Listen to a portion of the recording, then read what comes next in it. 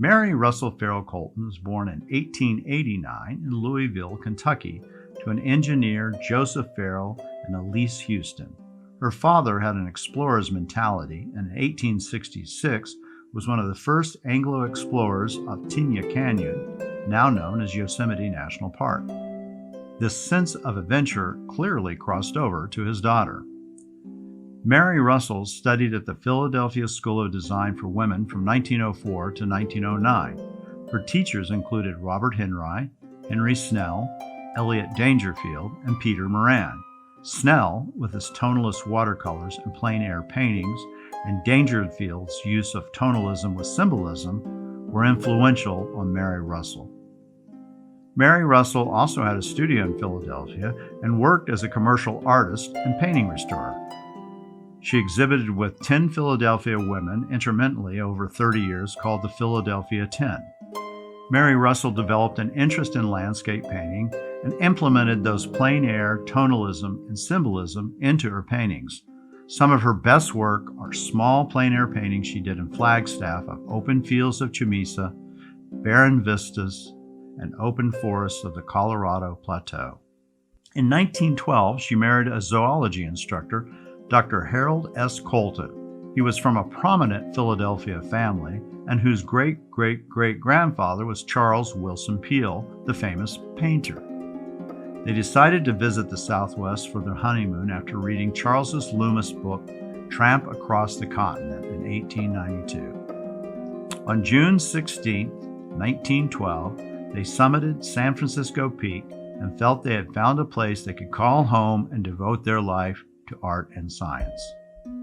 The lure and grandeur of Arizona brought the Coltons back to Flagstaff for successive summers until 1926. Colton would paint the surrounding landscapes, including some of the earliest paintings of Sedona and Oak Creek Canyon and the occasional trip to the Grand Canyon.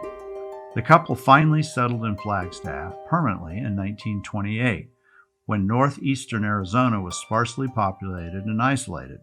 The Coltons founded the Museum of Northern Arizona in 1928. Mary Colton was a curator of art and ethnology from 1928 to 1948. Mary Russell developed significant programs that endure today, and her money was critical for the financial survival of the institution.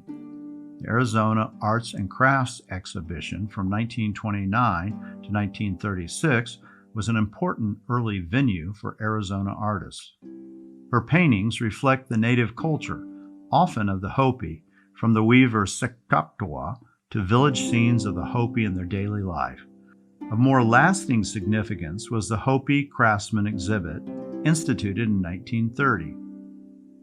The show was to encourage the manufacture of objects of artistic and commercial value and develop new forms and Indian designs to help create a larger market for Hopi goods.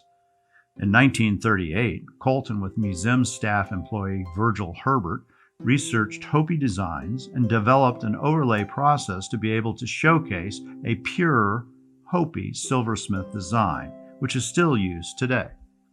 Mary Russell Ferrell Colton had a great commitment to education, ethnology, and preservation and support of Native American arts. She painted wonderful portraits of the Hopi in both an aesthetic and ethnographic context.